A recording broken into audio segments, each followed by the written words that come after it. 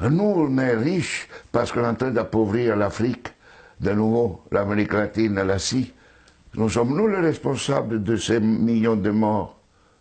C'est nous qui disons que tu dois avoir accès à l'eau simplement si tu la payes. Que je t'amènerai l'eau si je suis rentable. En Afrique, c'est nous, c'est pas eux. Eux, ils étaient capables de le faire en communauté. Et donc, à l'heure actuelle, il faut se dire que les guerres qu'on est en train de faire, c'est quoi? C'est parce qu'ils nous ont attaqués. Qui? Quand Sarkozy a bombardé la Libye, aucun Libyen n'avait attaqué la France. La France n'avait pas été bombardée par personne.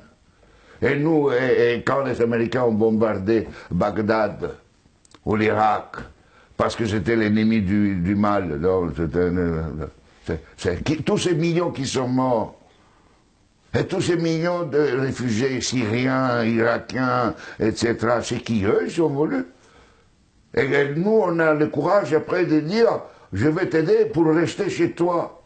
Hein? Alors qu'on les a créé les conditions pour qu'ils doivent fuir.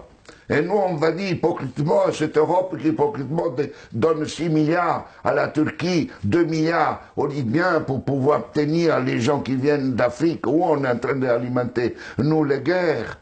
Mais il faut s'arrêter de se raconter des balivernes ici. Hein? Il faut s'arrêter.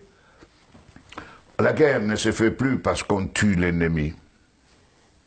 La guerre est devenue, grâce à la technologisation, elle était aussi d'avant, mais elle est devenue une activité économique la plus rentable après l'industrie pharmaceutique et l'industrie informatique. On fait la guerre parce que c'est rentable.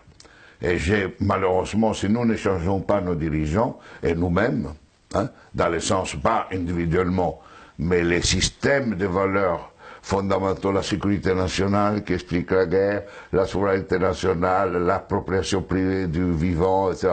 Tout ça, on fera la guerre.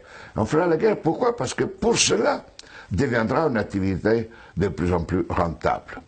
D'ici quelques années, si vous éliminez la guerre, le PIB mondial chutera, d'après le système dominant. Et ne chutera pas si on est dans ce autre système. Au contraire, la guerre, la disparition de la guerre sera une source de richesse. Mais c'est pour cela que les dominants à l'heure actuelle ne veulent pas réduire les armements, ne veulent pas réduire les occasions de guerre. Parce qu'imaginez-vous la France sans la guerre. Que serait comme économie? Imaginez-vous les États-Unis sans guerre, deviendraient des pauvres. Des économies pauvres. Donc aujourd'hui, on est entré dans une phase où on fait la guerre parce que c'est rentable.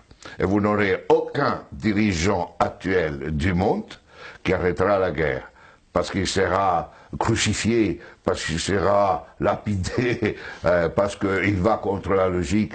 La guerre fait augmenter le PIB mondial. La guerre permet la croissance économique. Et on suppose que si on fait la guerre, on augmente la création d'emplois chez nous, non?